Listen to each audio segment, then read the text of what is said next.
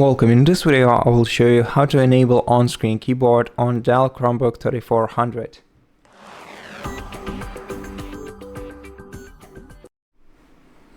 To do that, go to the control center in the bottom right corner of the screen, open settings.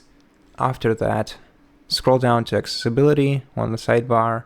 Then here we're gonna have to go to keyboard and text input settings, and here enable the first feature, which is on-screen keyboard. This will make the keyboard icon appear on your taskbar or on your dock. And after clicking on it, you'll be able to start using it just like a regular keyboard. To hide it, click right here. And that's how you do it.